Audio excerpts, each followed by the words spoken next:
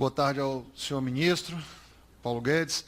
Ministro, o governo que o senhor é ministro, ele foi eleito com a plataforma Mais Brasil, Menos Brasília. A gente participou de diversas reuniões aí a respeito do Pacto Federativo, foi gestado e é uma proposta que não andou ainda nessa casa. Mas eu queria relembrar uma reunião que eu tive com Vossa Excelência, junto com outros colegas do Pacto Federativo em 2019, onde Vossa Excelência anunciou com muito entusiasmo que estava trabalhando para que o gás de cozinha tivesse no ano seguinte a metade do preço. E eu, parlamentar naquela época, primeiro mandato, acreditei naquela proposta, coloquei isso nas minhas redes sociais e também falei isso para a imprensa. Hoje o que a gente vê é que o gás de cozinha, pós-pandemia, obviamente ninguém imaginava isso, mas está hoje o valor de uma parcela do auxílio emergencial, ou seja, o botijão de gás tem que durar um mês inteiro para a parcela do auxílio emergencial. Eu acho, ministro, se eu tivesse hoje gerindo o Brasil, eu teria colocado o auxílio emergencial mantido os 600. Eu não entendi ainda qual foi a decisão do Bolsonaro de baixar o auxílio emergencial, sendo que foi o valor que salvou a economia no ano passado. Com tanto lockdown, com tanta restrição de isolamento, que a gente não tinha vacina naquela época, continuamos sem, mas naquela época não tinha nem disponibilidade, foi o que salvou a economia. E é o que o governo mais rejeita.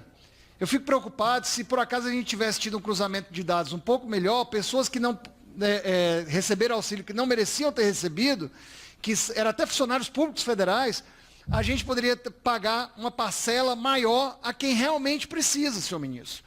Porque o auxílio emergencial hoje faria um fluxo muito melhor na nossa economia de dinheiro circulante e teríamos aí uma outra realidade e não milhares de pessoas, milhões de pessoas passando fome. Me dá uma tristeza muito grande andar pelas ruas e ver pessoas pedindo dinheiro em estado assim realmente de fome, senhor ministro. Brasília aqui, onde aqui o plano piloto não representa essa realidade do restante do Brasil. Nem os jardins em São Paulo. A gente precisa circular no resto do Brasil e eu quero convidar o senhor para visitar o meu Ceará, se for necessário, para o senhor ver de perto essa realidade, se sensibilizar e tentar mudar a realidade, impondo o auxílio emergencial ainda maior para o nosso país. Boa tarde a todos e todas. Sou deputada do Pará, Reis. 52 milhões de pessoas na linha da pobreza. 13 milhões na extrema pobreza. As menores linhas de pobreza extrema estão no norte do país, senhor ministro. Estão na zona rural de Rondônia, do Amazonas, de Roraima, no meu estado do Pará, no Amapá, no Tocantins.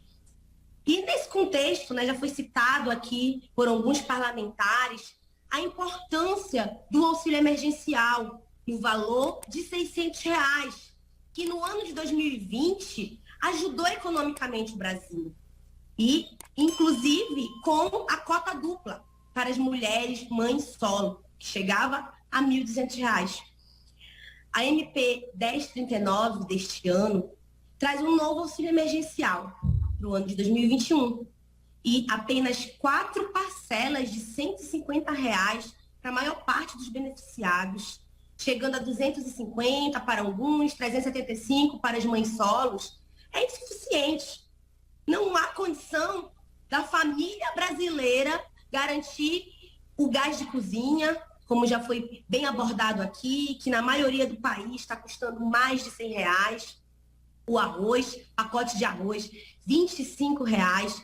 Se a gente junta alguns itens da cesta básica do trabalhador e da trabalhadora desse país, esse auxílio aí é insuficiente, não dá, mal dá para garantir essa sobrevivência, E nesse contexto, foi essencial ter o auxílio emergencial especial para aqueles mais pobres, para as mulheres negras, para as mães solos, como bem falou a deputada Thalíria, que é líder do meu partido.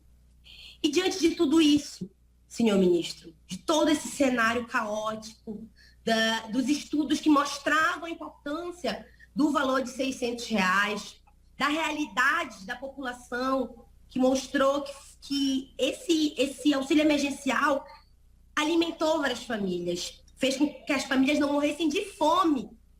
Então, eu lhe pergunto, ministro, se o senhor se importa com essas famílias pobres periféricas, a maioria negras, que estão padecendo com fome, ou se seu interesse é só em relação aos interesses dos banqueiros. É só com os banqueiros que o senhor se importa, ou com essas famílias também? Qual é o legado, senhor? Boa tarde a todos e a todas. Cumprimento o presidente dessa comissão, cumprimento também o ministro Paulo Guedes e todos os presentes. Ministro, o pesquisador Naércio, do INSPER, mostrou que o auxílio emergencial de 2020 reduziu a pobreza em 7,9%. No entanto, se nós tivéssemos tido no ano passado os mesmos valores que nós temos agora, esse mesmo estudo não teria visto nenhum impacto na redução da pobreza. Um outro estudo, feito pela FEA-USP, mostrou que o auxílio emergencial do ano passado impediu uma queda ainda maior no nosso PIB, que teria caído até 14,8% não fosse pelo auxílio de R$ 600. Ministro, nós sabemos que o governo vem dizendo que não há recursos para um auxílio justo, digno. No entanto, sobram bilhões para financiar o toma lá da cá entre o Congresso e o governo. Eu apresentei um projeto, o PL 1409 de 2021, que coloca o auxílio emergencial em R$ 600, dizendo exatamente de onde virá o recurso. Do fim dos supersalários que imperam no alto escalão do serviço público, da suspensão de isenções tributárias que favorecem os mais ricos desse país, do momento em que a gente tem a coragem de igualar a aposentadoria dos militares com os demais servidores. Ministro, eu lhe pergunto, quando é que vocês terão coragem para enfrentar esses privilégios, deixar de lado essa austeridade seletiva e falar grosso, não só com os mais pobres, mas também com os mais poderosos? Do auxílio emergencial, nós estamos juntos nisso. E no diagnóstico de que quando você consegue fazer programas mais sólidos de transferência de renda para as famílias mais pobres, o consumo aumenta muito, é um fato. A propensão a consumir é 100%, as famílias mais pobres não conseguem poupar. Então, se você transferindo renda, aquilo estimula a economia, empurra a economia. Agora, aquilo tem que ser feito com bases de financiamento sustentáveis. Por que o próprio PT, que teve no governo tanto tempo, não botou o Bolsa Família de R$ 600? Por que era 170? Porque o dinheiro tem que ser apanhado em outro lugar, tem que ser feito com responsabilidade. Então, se fosse tão fácil, ele teria posto R$ 600 desde lá de trás. Então, ele teve realmente a belíssima iniciativa de fazer um programa de transferência de renda importante, ganhou 4 eleições seguidas merecidamente, porque fez a transferência de renda para os mais frágeis, com um bom programa, um programa que envolvia poucos recursos e que tinha um altíssimo impacto social, e que foi até inspiração durante essa confusão toda aí para nós sabermos como é que o dinheiro podia chegar rápido na base e garantir a sustentação das famílias mais frágeis e mais vulneráveis. Então, numa democracia, você dá mérito ao que foi bem feito. Agora, explica por que às vezes não foi feito antes.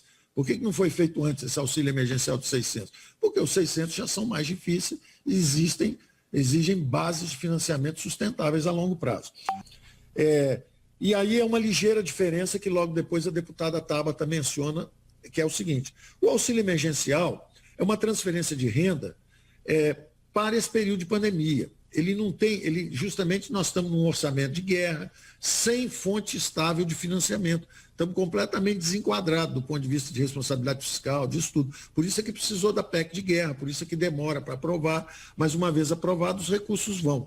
Mas eles não são recursos sustentáveis. É a mesma explicação que eu dei por que o PT, que criou esse programa inclusivo, elogiável, que eu digo era também o programa que o Milton Friedman defendia, que o Suplicy defendia, que é justamente a renda básica universal. Por que esse programa, que é tão elogiável, de inclusão social, de transferência de renda, por que ele não é R$ 600?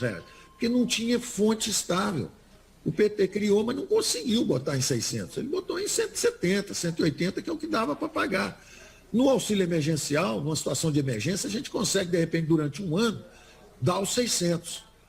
Agora, ele é de natureza diferente. Uma coisa é o Bolsa Família, outra coisa é o auxílio emergencial. O Bolsa Família é para sempre. Então, ele tem que ter um financiamento estável. O auxílio emergencial, não, ele é temporário, enquanto está aí a pandemia. Então, o que vai acontecer é que esse auxílio emergencial, ele, quando for interrompido, ele tem que ser substituído por um programa sustentável. um Renda Brasil fortalecido, ou um Bolsa Família fortalecido, sustentável, de valor mais alto do que os 170 que tinha antigamente, mas talvez não sei se vamos chegar a 600. Podemos até fazer um plano de erradicação de miséria de 4 ou 5 anos, vendendo, por exemplo, empresas estatais e transferindo recursos para um fundo de erradicação de miséria, que está até aí, que o PT chegou a criar também, mas não conseguiu operacionalizar. Coloca lá, que o PT também não gostaria de desestatizar, né? Vender as estatais. Você vê, quando você vende ou faz uma concessão do saneamento, os estados recebem recursos, 10, 20 bilhões. Os investimentos vão acontecer, mais 30 bilhões. Eu posso pegar esses recursos dessas privatizações e, por exemplo, comprometer com um programa de erradicação da miséria. Durante 2, 3, 4 anos eu faço transferências de propriedades. Eu vou transferir propriedade. Em vez de só transferência de renda, que é o Bolsa Família, eu vou transferir propriedade. Eu vou dar ativos, eu vou dar propriedades para os mais frágeis brasileiros. Então, isso terá que ser um esforço conjunto. Isso é um congresso inteiro, é uma PEC, é algo que nós temos que pensar juntos, tá certo?